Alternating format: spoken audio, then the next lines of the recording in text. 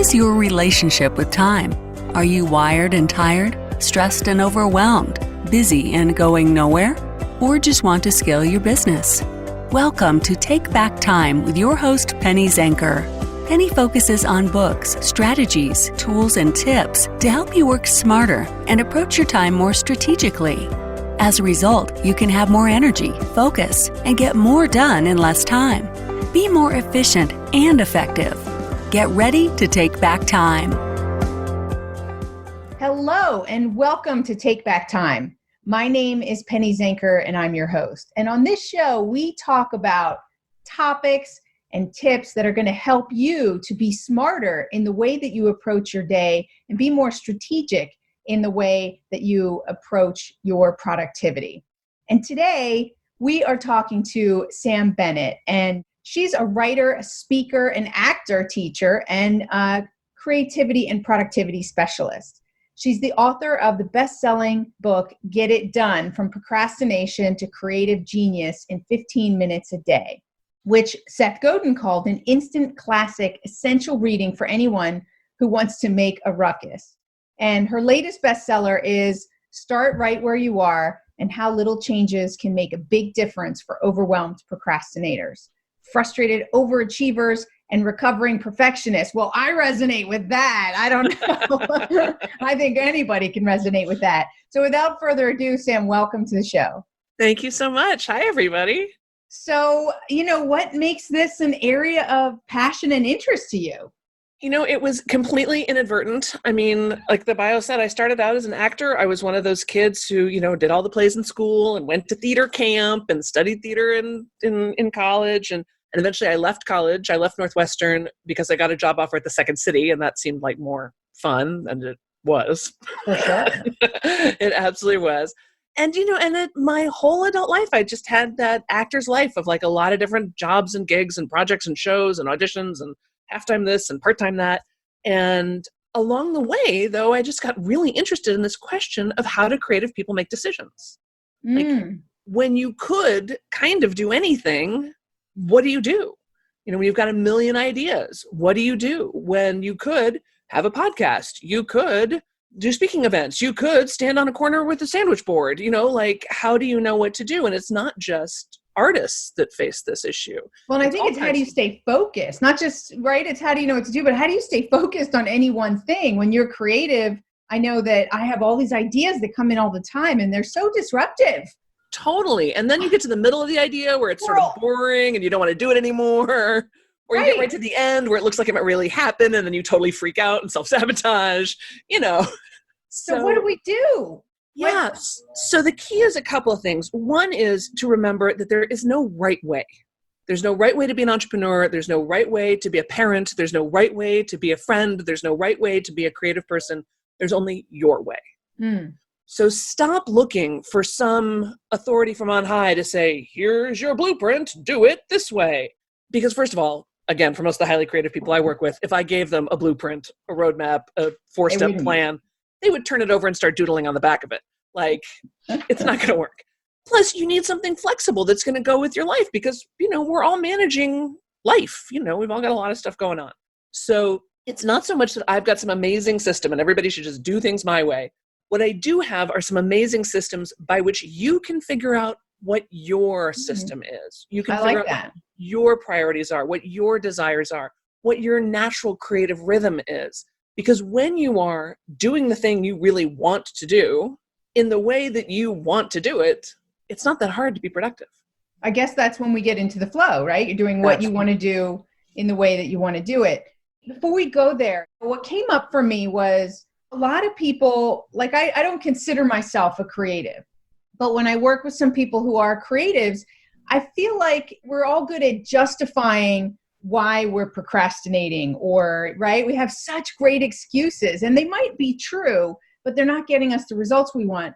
But I have a feeling that like people lean back on, well, I'm a creative. That's just the way it is. And we tolerate and accept this inability to focus or scattered or procrastination and then rushing to get it done at the last minute.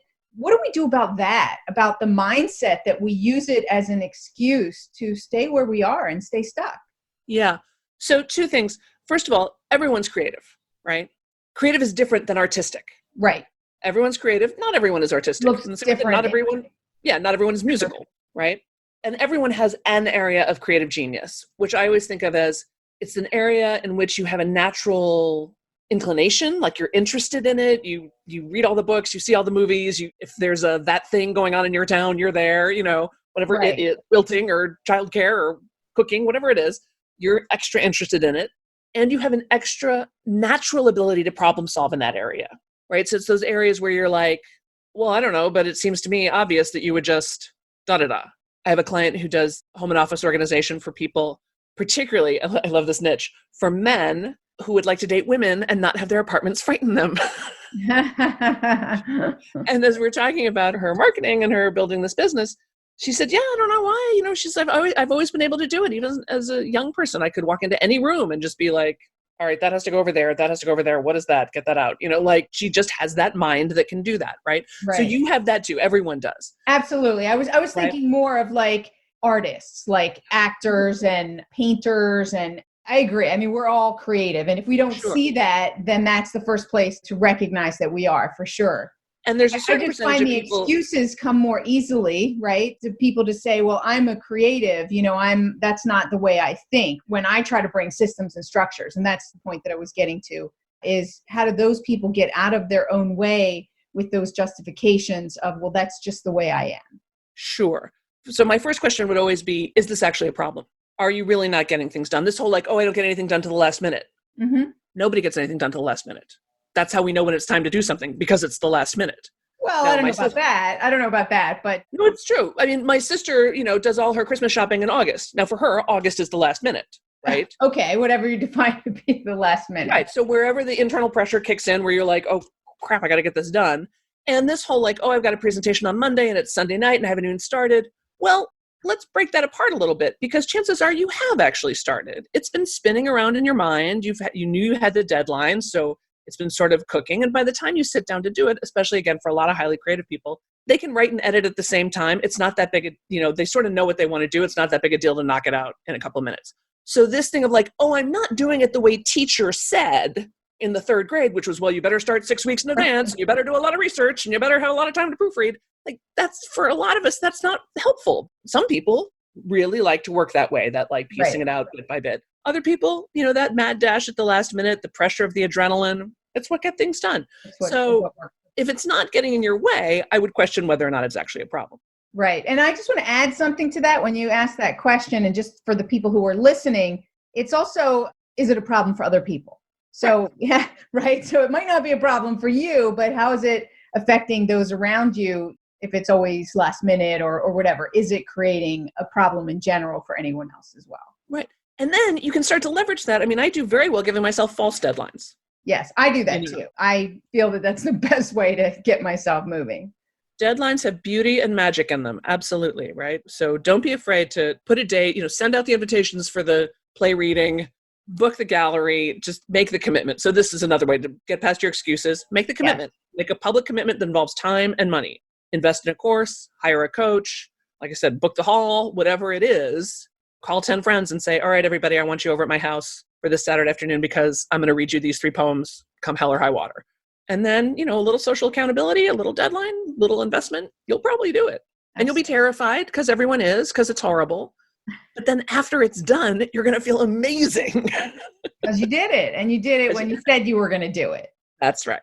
We build esteem and trust with other people by keeping our promises to them. We build self-esteem and self-trust by keeping our promises to ourselves. Yes. Yes. So how do you feel about, so my big thing is, I don't know why they built a snooze button onto the alarm clock, because that just starts you out in the day, not following through with your commitments, right? So how do you think something like that impacts somebody's ability to follow through in general? Yeah, that's an interesting question. I'm a big fan. I don't know if this will answer your question or not, but I think that waking up time particularly for the sensitive person, the overworked person, the highly creative person, is a very valuable time, that space in between sleeping and waking. So I always say, first of all, get your cell phone out of the bedroom. My preference is actually all electronics out of the bedroom, but definitely your cell phone. And people are like, oh, I use it as an alarm. Get a clock. They still sell them. They're lovely. Go to Target. You can get a clock. It's fine. You can get an alarm clock that works. It's fine. Because giving yourself back a moment to come to wakefulness, to be in that space between dreaming and waking, that moment when you're not really anybody, right? You're not anybody's boss or mom, you're just kind of there. That's a very valuable time. And so to really extend that time for yourself, take that time to do some deep breathing before you even open your eyes. That's when I do some of my best prayer work, is right there, curled up, and to do the cool side of the pillow, cuddle next to your sweetheart if you've got one, stretch, like allow yourself to come into the morning with some sense of self and some sense of calm and a little wispiness from the dreams that are still hovering around you. There is nothing on your phone that cannot wait for 20 minutes. Agreed. While you come to work, to come to life as a civilized person. Do not touch that phone in the morning. I agree. It just puts you into responsive mode. Exactly. You're letting everybody else set your agenda. You're letting everybody else and everybody else's thoughts crowd out your own. Right. And I love that idea, though. I want to stop you for a second, because that's a new perspective that I never thought about. For me, it was, if this is the time I said I'm going to get up, then I'm going to get up. And when I would hit the snooze button, like my boyfriend moved in and he's a snoozer and I started to snooze, and I'm like, this just doesn't feel good, because I felt other areas of my life, me putting excuses and stretching things out. So it's an interesting perspective to see it as also a moment where, I like how you put that. You are not anybody's boss or mother or partner. You're just you, and can come into that moment. And I do like to journal first thing in the morning, and I do a gratitude journal. So I guess that's my space to do that. And I want to open up to the fact that you can still lay in bed, but it is that you're in that waking time. You didn't hit snooze and say, I'm not getting up. You're intentionally and purposefully using that space. And I honor that. And I think that whatever way somebody does that is really important in the morning. I will also definitely, I don't have snooze because I don't have that on my clock, but I will set, if there's some options, or if I'm not sure how I'm feeling, if I'm not sure I'm going to want to wake up right away, I will set multiple alarm clocks. I'll say, like, I'd love to get up at 6:30. I really have to be up by 7. And if I'm not up by 7:15, something's wrong. Right. Right. So I'll set 3 different alarms, knowing that if I turn off the first one, it's not 7 minutes later. There's actually another half hour of restfulness available if I want it. That's good accountability. I know people who are consistently late for things. And so that's something for them to consider. If you're listening online and you have a late issue and you want to be more in integrity with yourself and respecting other people, that's a great thing to do, is to set your clock 10 minutes fast, or put those things into place, like you said, with like backup alarms and things like that to support you to be on time. Yeah. Distractions are the enemy of productivity. Go to distractionquiz.com and find out your distraction profile. Are you a time zombie or a hamster? Take this free distraction quiz today to rate your ability to focus on what keeps you from being a wizard. Go to distractionquiz.com.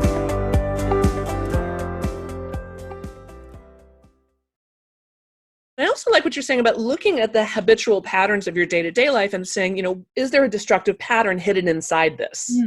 Right? So mine's not so much getting up and starting and snoozing. Mine's more at the end, right? I'll take things from 1 to 99 and then maybe not quite push it all the way over to 100, right? So even like I do CrossFit because I'm an unbelievable badass. And it's so hard. Oh my God, it's so hard. And I'm so terrible at it. I've done it. It's crazy. It's crazy. So like sometimes they'll send you out for a run, and I would find myself doing a run, and then we get to the steps at the gym, the box, and sort of stroll up the steps. I'm like, no, Sam, run all the way in. Run all the way in. I'm doing the dishes, and then there's one mug left. I'm like, no, do all the mugs. Right. Do all the dishes. Right. And just keeping my awareness around finishing, completion, pushing it all the way, not letting myself off the hook of like, well, it's the last second. It doesn't really matter. It's like, really? Do you feel that way about the screenplay too? Right. Chances are you do. Right. But they do turn into patterns. And it's really important that heightened awareness that we need to create around even those little things, right? It may seem like not a big deal to run up the steps or to walk up the steps. You just did this amazing workout, but it does, right? So that's really powerful. And certainly how you do one thing is how you do everything, right?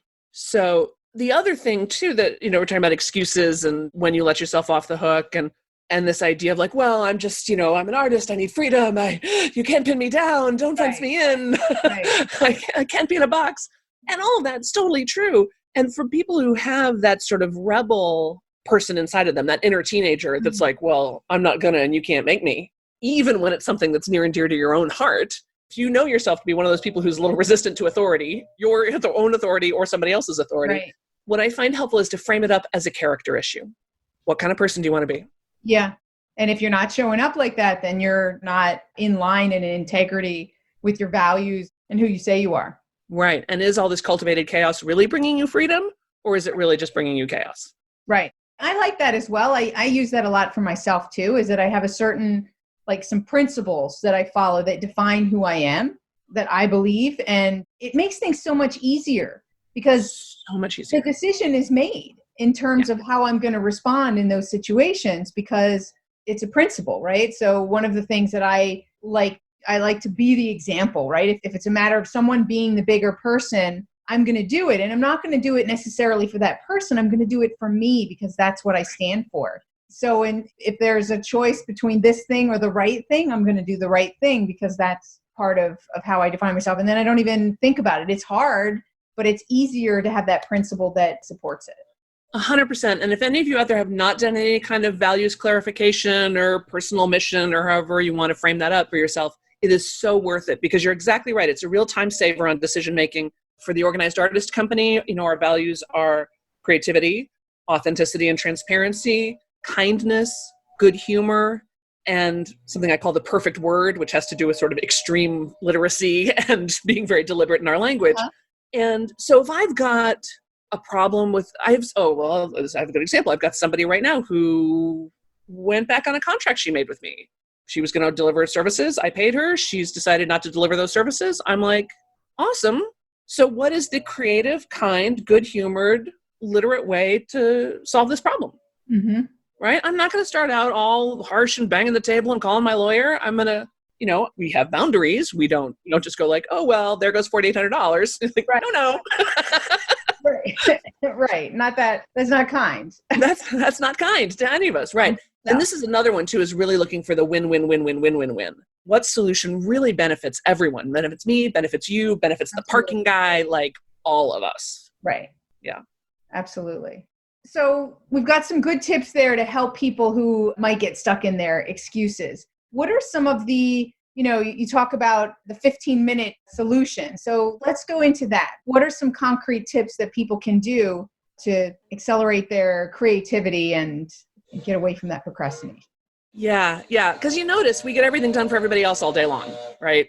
And the thing that matters most to you, the thing that would make the biggest difference in your life and your business and your career somehow just falls off the list, right?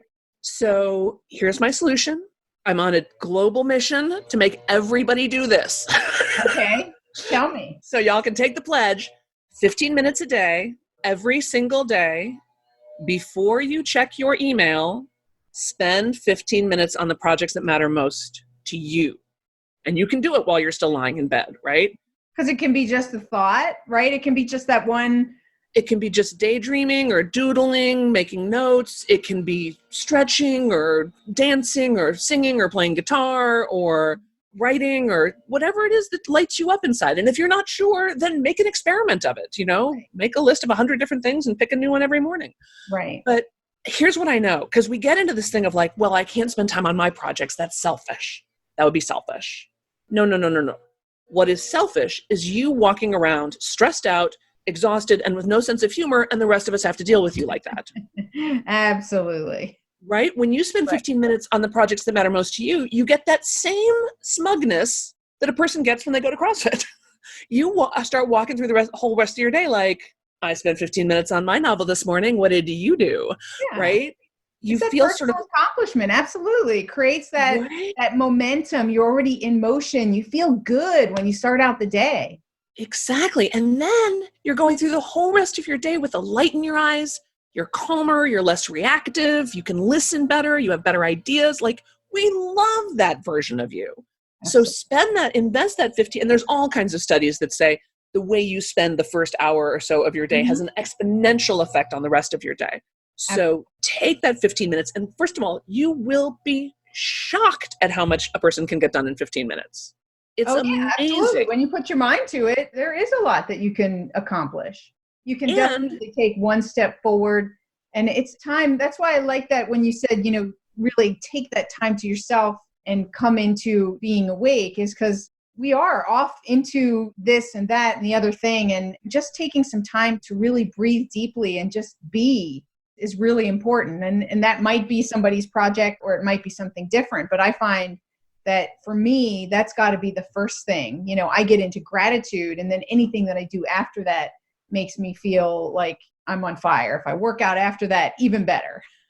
Yeah. No, exactly. And especially 15 minutes every day for a week, a month, a year, 6 years. I mean, it's not hard to see that you would become a much better guitar player, or you would get that screenplay done, or you would get to completion on the project. Absolutely. And it also hopscotches right over your perfectionism, because it's 15 minutes. How perfect is it going to be? Like, you start thinking in little tiny chunks, little actionable steps, and it makes the creation of whatever it is your unique voice wants to create a lot easier. Absolutely. I totally agree. I actually wrote my book in that way. My kids were younger, and so before they got up in the morning, I would write, and when they went to bed, I would write. So there are those pockets and those spaces for people to take and to do the things that are their special projects, the things that make them feel really good. Like you said, get into their creative zone. Yeah. So that's awesome. Any other tips and tricks that you want to share before we end our show? Yeah. The one that's coming to me is, we talked about there not being a right way to do things, but that's still, we get still caught up in that. Like, well, I should, well, maybe I should. Well, that person's doing it that way. Well, we get distracted and confused about like, well, how do I want to do this? Right. So, and I find that question, we should all over ourselves. We should all over ourselves. And that question of what do I want can be a very difficult one to answer. I'm not that good at answering that question myself. I'm like, what do I want? I don't know. What do you want? What do you want me to want? What can I do for you? Let's talk about that. That's much more comfortable, right? That's easier, right. So to set, if you're good at answering that question, then great. But if you're not, another way to think about it is, how could I show up just 10% more me in this moment? Like, what's a way that I can just put a little bit more of my actual self, my actual personality, my weird sense of humor, my sorrow and melancholy, my whatever it is that makes you you? How could you inject just 10% more of that into this moment right now, into how you get dressed, into what project you pick, into how you execute the project? And you don't have to be 1,000% more yourself. Like, that might be. Well, it's interesting. At first, I'm like, well, how do you do that? Yeah. I think it's a really interesting question to ponder, right? Then for me, what comes up is I could be just a little bit more goofy maybe in some of the things that I do and bring out that part of me or whatever. So I think that's an interesting concept for people to think about and see what would that be? What would come up in the moment that would give you 10% more you? I was thinking about this in the grocery store a couple of weeks ago, and I thought, how can I show up just 10% more fully right now? And I thought, well, I could make eye contact with somebody. Mm-hmm. So I did. And I ended up in this conversation with the cashier and the woman in front of me in line and me, and we ended up talking about roasting beets. And we had just like this great little chat in the grocery store that was like, oh, look, human contact. Oh, look, not a moment on my phone. Oh, look, not, there's not a big aha to that story, except our whole lives are made up of those little moments, right? Made up of those little connections. And when you are feeling disconnected and disengaged from yourself and from your life, which a lot of people are. It's a fallacy, the whole social media and everything. We're more shallowly connected, but we're not really connected. So we're more distracted and disconnected than ever. So I think we really have a choice there, because it's certainly possible to let social media allow for deeper connection, but then you have to do that. Yeah. I just think in its nature, it's not, Oh, yeah. Like, scroll. No, I know what you mean. Conversation, that would be maybe a phone call or a face-to-face. At least in my book, that's a deeper connection. Totally. But that's awesome. I love that. I'm going to embrace that this week and start practicing that. How can I bring 10% more of myself, my authentic self, to whatever it is that I'm doing? So thank you for that. My pleasure. So how can people get more information about you and start to follow you? Yeah. So you can check me out at therealsambennett.com. We sell these mugs. We have all kinds of stuff. And that's also where you can get the Procrastination Domination Starter Kit, which is 2 of my best exercises. One for figuring out which of your 137 great ideas you should be working on right now. And another one that's very short, but super effective about dealing with compliments and criticisms. Because while the criticisms can be hard, the compliments can sometimes almost be worse of like, oh no, what if they think I'm great? And then I have to be great all the time. Like, no. So it walks you through dealing with that. And then that puts you on my email list. And that is something that most people describe as a very pleasurable experience. Well, good. Awesome. Well, thank you, Sam, for being here. A lot of really great nuggets for people to take away and implement immediately. My pleasure. And thank you all for being here. I know you've taken a nugget or two away, and now it's up to you, right? The accountability is in your hands to put it into practice. And so if you want to start and be constantly thinking about 10% smarter in the way that you work, so why not bring 10% more of yourself and your authentic self to that? So that's how we'll leave today's show.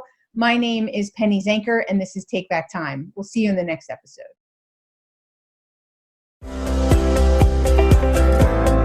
Thank you for listening. Today's topic is another opportunity for you to put the knowledge you learned into practice. Tune in again next week for more strategies that will help you have more energy and focus to get more done in less time, so you can continue to take back time.